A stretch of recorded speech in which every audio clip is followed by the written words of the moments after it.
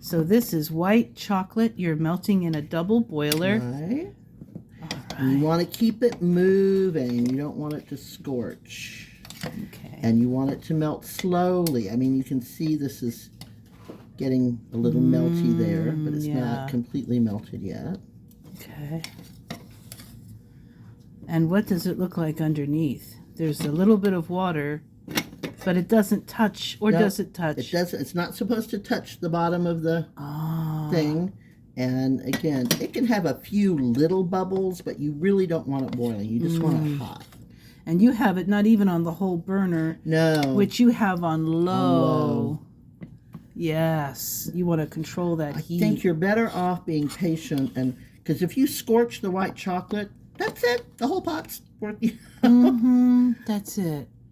So, like you can put more salt in, but you can't take it out. Exactly. You can put more heat in, but you can't take it out. And you can caramelize white chocolate, and it's really yummy. Oh, really? But I've never tried it. And to me, the tipping point between caramelized and burnt might be one that I'm unwilling to risk with my nice white chocolate. How would you ordinarily try it, though, if you were of a mind to caramelize Well, it? I have seen on TV baking shows where they put it in a baking dish and put it in the oven. Oh, wow. At a certain temperature for a certain time. Oh, my. So I could always look that up. You could look that up, yeah. We might try that in a more daring video. It's supposed to be really yummy. Okay, interesting. Okay, so now you can see all these pieces are starting to get covered in a nice melty layer. At some point, it sort of seems to quicken. It does. And it has this glossy, silky texture, right? Yes. Okay. And I'm sorry, audience, that you can't smell it, because the smell of melting chocolate. Yes. Indeed. And I noticed that you purchased, I mean, you could just about get any baking chocolate, right? But I noticed that you got a very nice... I went for the more expensive. I saw that. I did. Well, we do like our treats. And it's not like I bought, a whole basket full of stuff. All of this stuff we're making today is 2 bars of chocolate. And it is the holiday. We are celebrating spring and the equinox and Easter and all of that. Definitely. Okay, I'm going to put that a little bit more on the burner. A little bit faster than it is.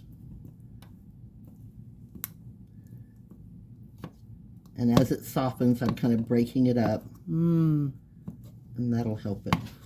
And what a cute little double boiler this is. Adorable? And, you can get something like this. I think this might have even come from Goodwill. I'm not even sure. Yeah, Goodwill. And, but you can also, just use a couple of saucepans, a larger one, and inside that, a slightly smaller one that doesn't quite nest all the way down. Or a metal or glass bowl with a saucepan. Okay. I could have put it like a small metal mixing bowl on top of here. Well, that's what this was. This did have a mixing bowl, a metal mixing bowl on top. I see. Okay.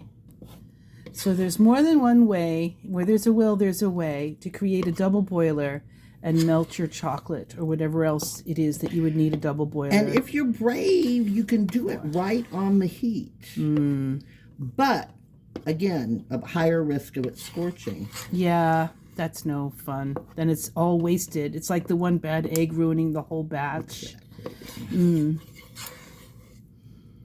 Okay.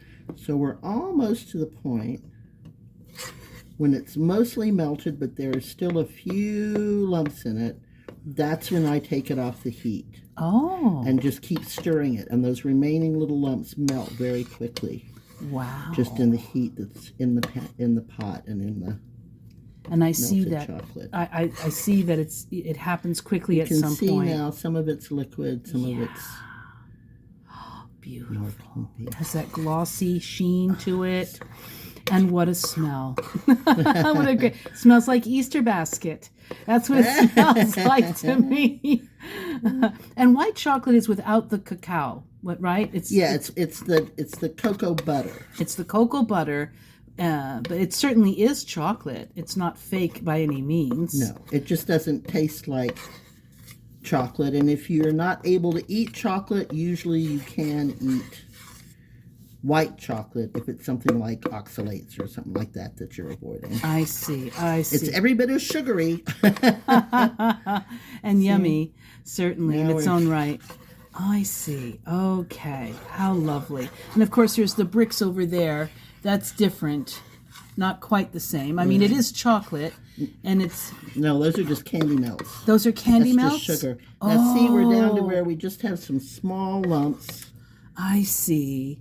Most of it's melted. So I'm going to take it off the heat Okay. and just keep stirring it. I see. And it's, look how fast that happens. How smooth and glossy. And you would do the same technique that we see here. We would do that with any chocolate. That's right. Okay. All right. Now, the thing you have to really avoid, make sure everything that you put, the pan you put the chocolate in, the spoon you stir it with has to be absolutely dry.